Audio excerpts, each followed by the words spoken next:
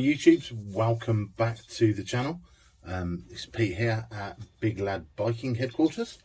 Today we're going to be looking at the gloves that I use, but before we dive into the gloves, I just want to address something that was raised in the comment section of one of the last videos, or one of my previous videos I should say. All of the stuff that I'm reviewing is bought with my own money. There's no one sponsoring the channel yet, hopefully. There's no one sending me free stuff to review. This is the stuff that I've gone out and bought with my own money at the time, for the price that I'll discuss. And generally these videos are going to be fairly positive about the equipment that I'm reviewing, simply because I do my research before I go out and spend my own hard-earned money on equipment. I'm not going to go and buy something that I know isn't going to fit, or I know isn't going to be of reasonable quality for the price that I'm paying. At the same time, I'm going to make sure that I like it aesthetically. So, as was with the case of one of the helmets I reviewed, I bought it because I wanted it. I bought it because I liked the look of it, and everything I could read about it was positive.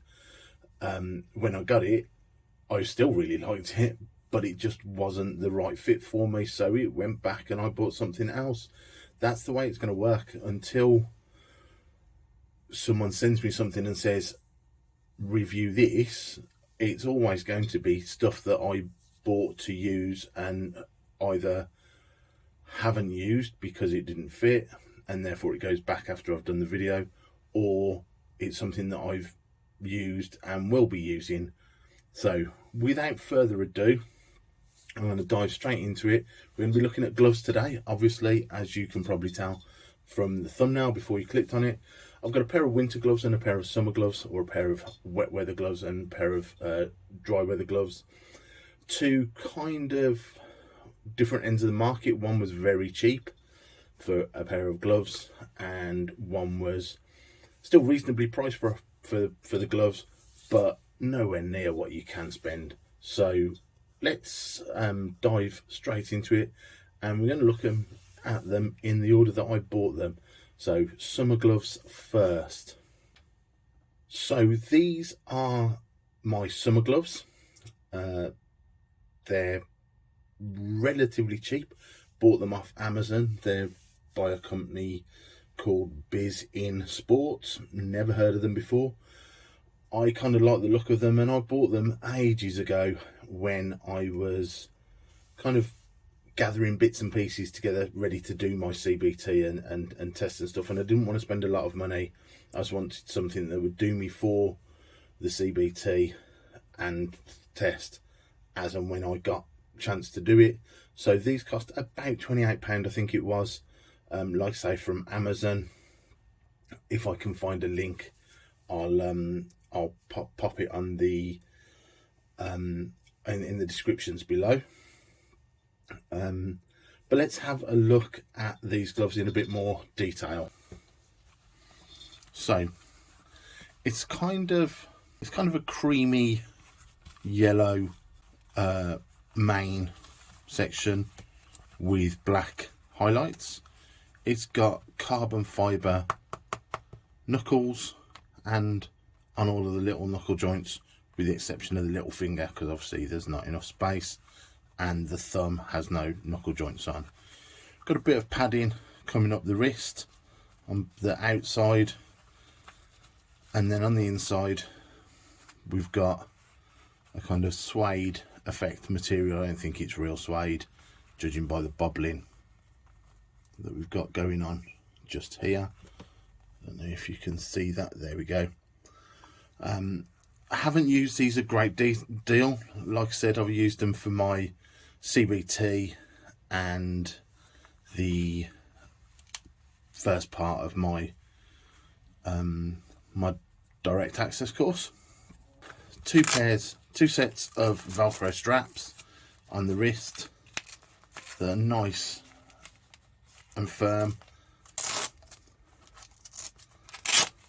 It's a very lightweight summer glove, no lining on the inside, just a slight sort of stretchy material on the back of the leather.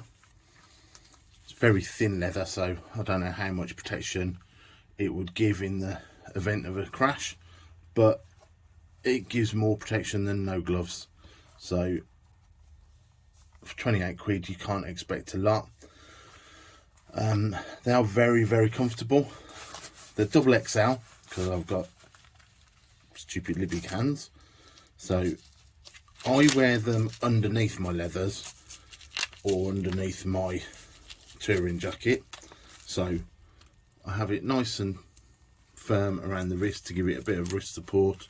But they're really comfortable, really pliable, nice, cheap gloves. I will invest in a decent pair of summer gloves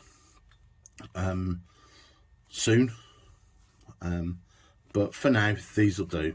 So good things, they're light, lots of nice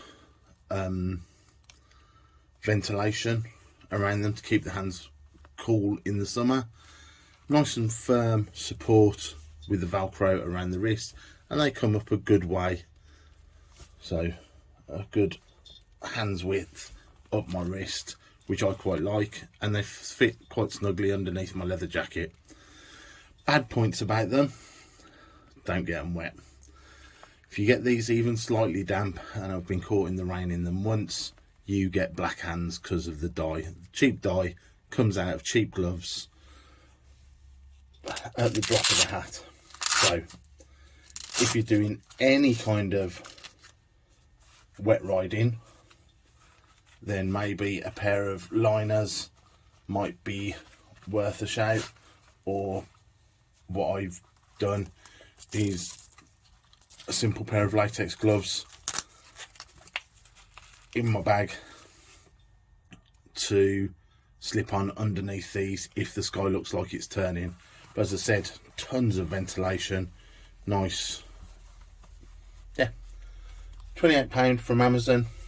They're never going to be the best gloves in the world, but they're comfortable and they're better than bare hands.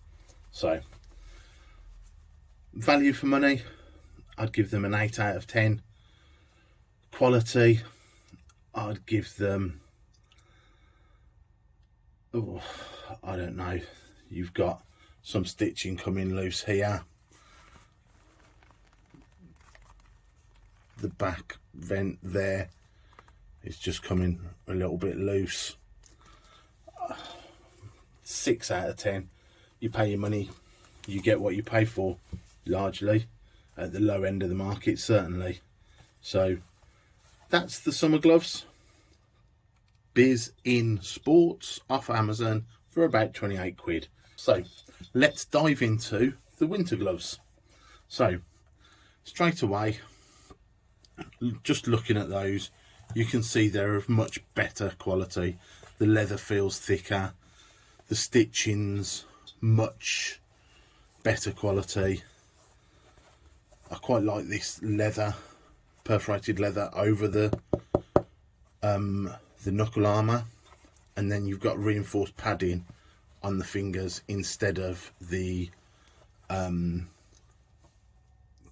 fibre effect on the other one. And on this one, the thumb as well has got padding that goes right the way round on the inside. We've got a much better quality grip liner. I've probably worn these for more miles because I passed my test late in the season, so it was generally winter gloves. These were about £70 from Helmet City in Tatsfield, near me, down in that's over in Kent. Really good place to go. I'll be popping there on the bike and having a wander round.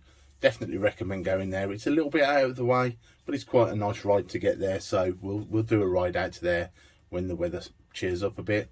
So these are Oxford gloves, Oxford waterproof gloves, dry to dry waterproof. I have been caught in quite a bit of rain in these, and yeah, no moisture coming through at all.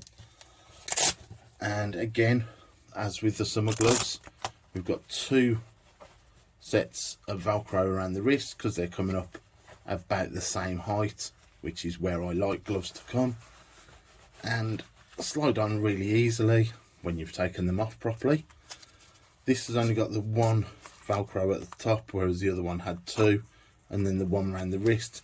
But again, because I've got thick arms, I tend to wear these underneath my jackets. Not ideal, because you get the wind up your sleeve, but I get so warm anyway that a little bit of breeze, even in the winter, everyone laughs at me at work. I walk around in a t-shirt in -5 just because I don't really feel the cold, so a little bit of breeze up my sleeve when I've got all my bike gear on is quite welcome. These are lined. These have got, I believe it's a type of Thinsulate inside. So if we take them off and turn it over, so we've got a kind of double effect. First time I've looked inside them. So this is like a felt, almost like velour type material, and this is more like a traditional fleece. The downside to these gloves is the lining. You can just see on the fingertips there, they're squashing in a little bit. That's because the lining isn't quite stitched to the end of the glove.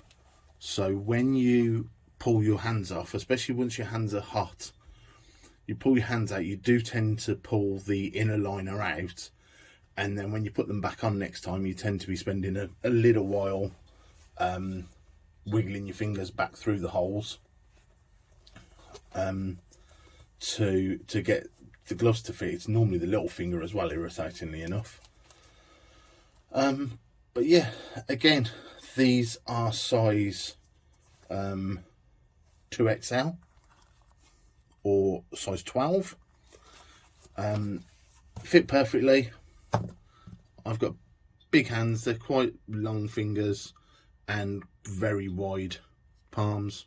So double XL on the gloves. Channel's not called Big Lad Biking for nothing, you know. And yeah, so out of 10, value for money, I'm going to give them a 9. It would be a 10 if it wasn't for the lining pulling away when you take the gloves off, but I've never met a pair of lined gloves that don't do that. Warm, waterproof, inspire confidence in the build quality. There's no stitching coming undone on them anywhere. Definitely would buy Oxford gloves again. I may look at the summer counterpart of these to replace my current summer gloves, but that's going to be in the future. So for now, that's my gloves that I bought myself with my own money to protect my own little hands. And if you're looking for a pair of winter gloves, I'd recommend these, definitely. If you're looking for a pair of summer gloves and you're not doing mad sports biking, you're taking it fairly sensible, fairly easy, then I don't have a problem recommending these. But you're buying these because you're on a tight budget. £28, £70. The £28 pair, they're good for what they are. They're good for what I bought them for. But I'll probably spend £70 on my next pair of gloves, and hopefully get ones that don't turn my hands black and blue each time it rains. If you like the video, if you've enjoyed it, if you found it useful, do give me a thumbs up. Don't forget to like and subscribe and ring the little bell for notifications of the next video. Next video coming up is going to be looking at the boots that I've got. So again, thanks for watching. If you stuck through to the end, really do appreciate it. And ride safe and keep living life large. Cheers, bye.